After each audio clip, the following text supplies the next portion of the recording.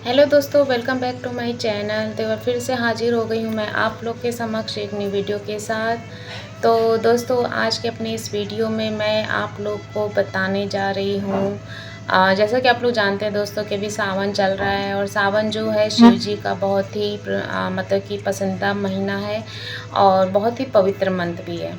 दोस्तों, सावन के महीने में जो है कि भगवान शिव की आराधना की जाती है, उनकी भक्ति और पूजा पाठ की जाती है और व्रत रखा जाता है। और इसी सावन महीने में कांवरिये जो हैं वो मतलब कि कांवड़ लेके जाते हैं। दोस्तों, अपनी इस वीडियो में आज मैं आपको बताने जा रही हूँ कि सावन का दूसरा सोमवार जैसे कि अभी आने वाला है और सावन के दूसरे सोमवार में और पहला सोमवार हो चाहे दूसरा सोमवार हो, सावन में भगवान शिव के जो शिवलिंग है उस पर कौन सी चीज़ें चढ़ानी चाहिए, उसी पे आज हम बात करेंगे। तो उससे पहले हम अपने वीडियो में शिव जी की महिमा के बारे में कुछ बात करेंगे। दोस्तों, भगवान शिव की महिमा जो है वो अपरंपार है और उन्हें त्रिदेवों में संहार का देवता माना जाता है। लेकिन वे अनादि और सृष्टि के आदि स्रोत भी हैं। शिव को ज्ञान, ध्यान, नृत्य और प्रेम का प्रतीक माना जाता है। दोस्तों, वे ऋषियों से गुरु, देवताओं के रक्षक, असुरों के सहायक और मानवों के आदर्श हैं। दोस्तों, शिव की महिमा को अनेक ग्रंथों और स्तोत्रों में व्यक्त किया गया है, जिनमें से शिव महिम स्तोत्र विशेष रूप से प्रसिद्ध है। दोस्तों, शिव की महिमा के कुछ मुख्य पहलू हैं, जैसे कि मैं आपको बता दूं कि विषपान। शिव जी जो थे समुद्र मंथन से निकले कालकूट विष को ग्रहण कर लिया था, जिससे वे नीलकंठ कहलाए। संहार, जैसे कि शिव को संहार का देवता माना गया है इसीलिए, लेकिन यह संहार रचनात्मक भी है जो नई सृष्टि के लिए आवश्यक है।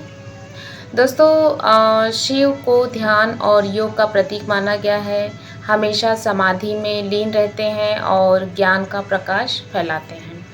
इसके अलावा कल्याण करते हैं, जैसे शिव को कल्याणकारी देवता माना गया है। दोस्तों, वे अपने भक्तों की सभी मनोकामनाएं जो होती है वो पूरी करते हैं। अर्धनारीश्वर है वो, जैसे कि शिव और पार्वती का संयुक्त रूप जो है वो अर्धनारीश्वर कहलाता है दोस्तों, जो पुरुष और प्रकृति के मिलन का प्रतीक है। इसके अलावा दोस्तों, भक्त, जैसे कि शिव के अनेक भक्त हुए हैं, जिनमें राम, रावण, शनि और कश्यप ऋषि शामिल हैं। इसके अलावा शिव की महिमा का वर्णन दोस्तों पुराणों और शास्त्रों में भी मिलता है विस्तार पूर्वक। और शिव के भक्त उन्हें प्रसन्न करने के लिए सोमवार, मासिक शिवरात्रि, प्रदोष व्रत और महाशिवरात्रि जैसे विशेष दिनों में उनकी पूजा करते हैं। और मतलब कुल मिला जुला के अगर शिव की महिमा की सार की बात करते हैं दोस्तों, तो शिव जो है वह चेतना है और जहाँ से सब कुछ आरंभ होता है, यहाँ जहाँ सबका पोषण होता है और जिसमें सब कुछ विलीन हो जाता है, वे मतलब कि विश्वरूप हैं और अर्थात पूरी सृष्टि उन्हीं का रूप है। और शिव को प्रसन्न करने के लिए भक्त उनकी स्तुति करते हैं, उनका ध्यान करते हैं और उनकी पूजा करते हैं।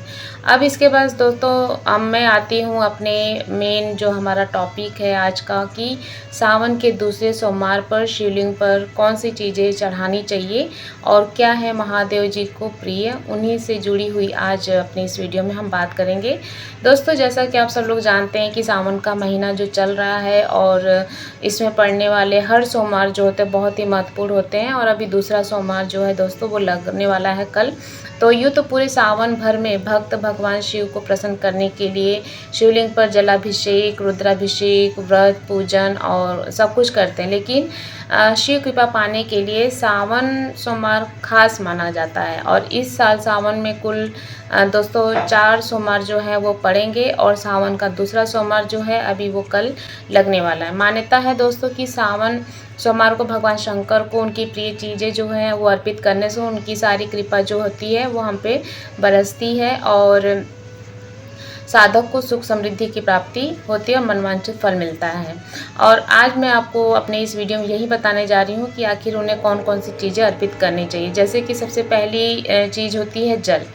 दोस्तों शिवलिंग पर जल अर्पित करने से मान्यता है कि क्रोध, तनाव से मुक्ति मिलती है और जातक को आर्थिक स्थिति प्राप्त होती है, स्थिरता प्राप्त होती है। मतलब दूध और दही का मतलब है दोस्तों, मान्यता है कि शिव जी को दूध और दही अर्पित करना बहुत ही शुभ माना जाता है और मान्यता है कि शिवलिंग पर दूध और दही चढ़ाने से रोगों से मुक्ति मिलती है और स्वभाव में विनम्रता आती है।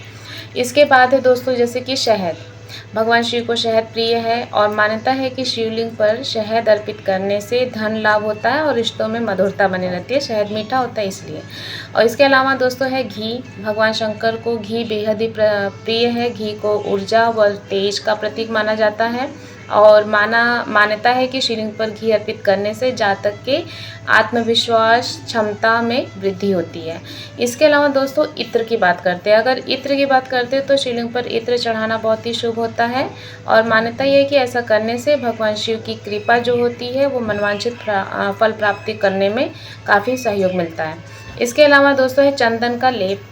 भगवान शिव को चंदन बहुत ही प्रिय है। मान्यता है कि पूजन के बाद शिवलिंग पर चंदन से त्रिपुंड बनाना चाहिए और मान्यता यह है कि ऐसा करने से जीवन में सुख समृद्धि का आगमन होता है। इसके अलावा दोस्तों काले तिल। शिवलिंग पर काले तिल अर्पित करने का बहुत ही लाभकारी प्रभाव पड़ता है। मान्यता है कि तिल चढ़ाने से पापों का नाश होता है। इसके अलावा दोस्तों आते हैं गेहूं पे। गेहूं क्यों अर्पित करना चाहिए, इसका मतलब है कि ये बहुत ही शुभ होता है। गेहूं जो होता है वो एक अनाजों में सबसे मुख्य अनाज माना गया है और इसीलिए मतलब कि गेहूं जो है शिवलिंग पे चढ़ाना चाहिए। शिवलिंग पर गेहूं चढ़ाने से सुयोग्य पुत्र की प्राप्ति होती है।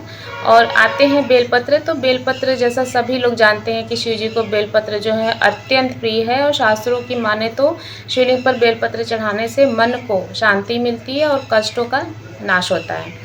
इसके अलावा लास्ट है दोस्तों गन्ने का रस। मान्यता है कि भगवान शिव को गन्ने का रस अर्पित करने से लक्ष्मी की प्राप्ति होती है। तो दोस्तों यह तो थी आज की वीडियो में जानकारी जिसमें मैंने आपको शिव जी की महिमा का बताया और उसके अलावा सावन भर में या फिर वैसे भी जब भी आप शिव जी की पूजा आराधना करते हैं तो शिवलिंग पर क्या चीज़ें चढ़ानी चाहिए जिससे आपको मतलब कि अच्छे फलों की प्राप्ति हो। तो बस दोस्तों आज की वीडियो में यही तक ही रखते हैं और आई होप मेरी आज की जानकारी आप लोग को पसंद आई होगी। मिलते हैं अपने एक नई वीडियो के साथ, तब तक के लिए मेरे साथ मिलकर बोलिए हर हर महादेव, हर हर शंभू।